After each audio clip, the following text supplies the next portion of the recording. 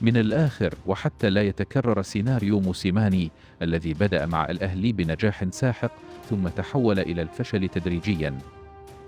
يرى البعض أن قصة المدرب كولر أصبحت منتهية وتحتاج لكتابة النهاية مبكرا، وكل يوم يمر سيكون بخسارة أكبر في وجوده، لكن من سيكون البديل؟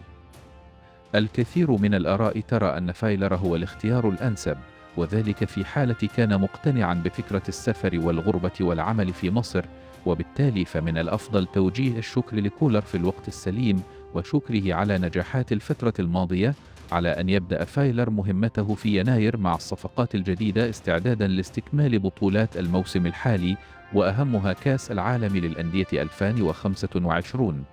يرى البعض أن كولر الذي حقق نجاحات كبيرة في الموسمين الأول والثاني مع الأهلي ارتكب الكثير من الأخطاء في بداية موسمه الثالث، وهي كالتالي: 1. وافق على دخول الموسم الأهم في تاريخ الأهلي بأضعف انتقالات، حيث تجاهل كل المؤشرات التي تؤكد أن الفريق يحتاج للتدعيم، ورضي بالأمر الواقع، فدخل الموسم الأهم للأهلي من حيث البطولات بدون عقد صفقات ذات قيمة. 2. فشل فترة الانتقالات الأخيرة للأهلي، حيث تم التعاقد مع 4 صفقات فقط، هم أشرف داري ويحيى عطية الله وعمر الساعي ويوسف أيمن، وحتى الآن لم يلعب منهم إلا لاعب واحد فقط، ولظروف إصابة التونسي علي معلول. 3. استغنى عن أحمد عبد القادر، أهم جناح مهاري في الفريق، ولم يتم تعويضه بأي صفقة بديلة. 4. بعد انتهاء عقد الفرنسي موديست المهاجم الأجنبي، لم يتم التفكير في بديل أجنبي له في الخط الهجومي. 5. الاستغناء عن ديانغ، أحد أهم لاعبي خط الارتكاز في أفريقيا، وعدم توفير أي بديل مناسب له في فترة الانتقالات. 6. الاستغناء عن محمد عبد المنعم، أهم مدافع في الفريق وأحسن لاعب في مركزه في أفريقيا، وعدم توفير بديل محلي له، وحتى الأجنبي الذي تم التعاقد معه لم يلعب حتى الآن. 7. لم يحاول تجهيز البدلاء في مباريات ودية، رغم أنه كانت هناك فرصة كبيرة لتجهيزهم، لكنه قرر منح الفريق أجازة حتى يسافر هو إلى سويسرا. 8.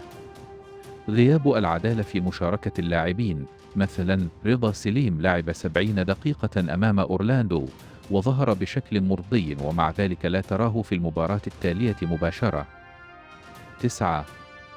تدهور علاقة كل الشخصية بكثير من اللاعبين، مثل محمود كهربا ورضا سليم وعمر الساعي وبيرسي تاو، ومن قبلهم ديانغ وأحمد القندوسي وكريستو، مما يعني أن غرفة الملابس خرجت عن السيطرة، وظهر ذلك من خلال ما رأيناه في الملعب وخارجه. 10.